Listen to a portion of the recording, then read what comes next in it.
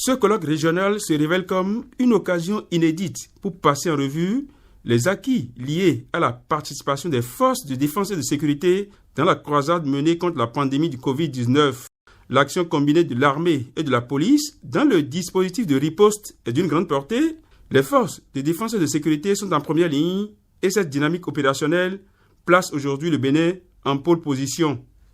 Les forces de défense et de sécurité ont sans faille secondé les acteurs de la riposte, en particulier ceux du secteur sanitaire, à avoir les résultats auxquels nous avons droit aujourd'hui. Depuis la gestion de la quarantaine au niveau des aéroports jusqu'aux hôtels qui ont été sécurisés, la mise en place et le maintien du cordon sanitaire qui a été une innovation du Bénin, la sécurisation des sites de prise en charge et l'implication des hôpitaux d'instruction des armées dans la prise en charge des cas, vous constituez pour notre nation une fierté, car devant le défi sanitaire de la Covid-19, vous avez su nous garantir la protection et la sécurité par vos multiples actions que vous avez su mener avec calme, bravoure, efficacité et discrétion. Évaluation, analyse comparée dans l'espace de AO et retour d'expérience. Les 2 jours de travaux de ce colloque vont servir pour capitaliser les acquis. Quel enseignement tirer de ces expériences dans une démarche de capitalisation des acquis? Le président colloque tentera d'apporter des éléments de réponse à ces interrogations en ce qui constitue une estimation des contributions des forces de défense et de sécurité à la gouvernance publique dans un contexte d'accroissement de leurs responsabilités dû à l'élargissement du périmètre de la sécurité qui s'étend de plus en plus dans les dimensions multiples, notamment celles liées à la sécurité humaine. Dans son déroulé, ce colloque va se décliner en sessions plénières et ateliers meublés par des interventions magistrales. Il s'agit pour l'essentiel d'apporter des réponses à certaines questions pour mieux évaluer la contribution des forces de défense et de sécurité. Quelles ont été les actions spécifiques menées par les armées et la police dans le cadre de la gestion de la crise au niveau national et local et quels ont été les impacts?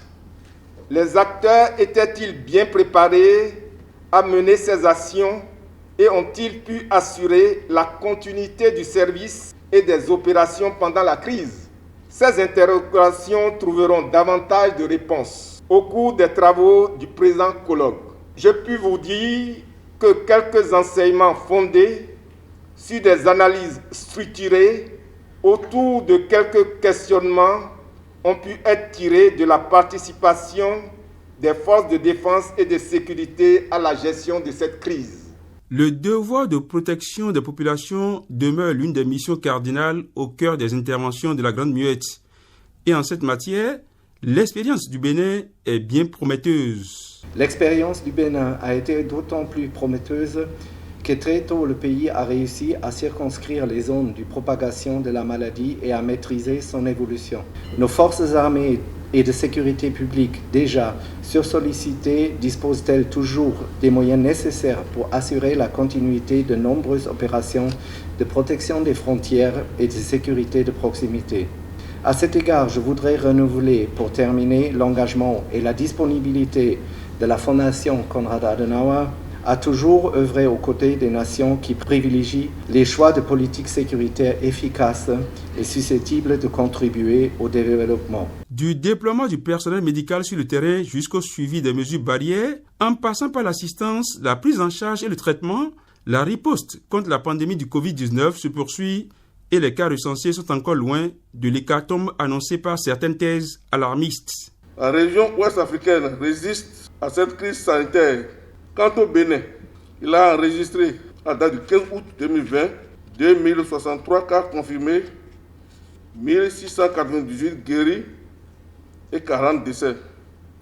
Nul doute, la lente progression du virus observée jusqu'ici au plan national procède d'une gestion relativement maîtrisée de sa propagation, avec diverses stratégies de riposte adoptées par le gouvernement et coordonnée avec efficacité par le ministre de la Santé. La mise en œuvre des mesures sus-évoquées et le contrôle de leurs violations ont été pour une bonne part le fait des forces armées et des forces de sécurité. Le top est ainsi donné pour 2 jours de travaux afin de relever les forces et les faiblesses des capacités opérationnelles des forces de défense et de sécurité à la lumière des expériences des autres pays de la CEDEAO.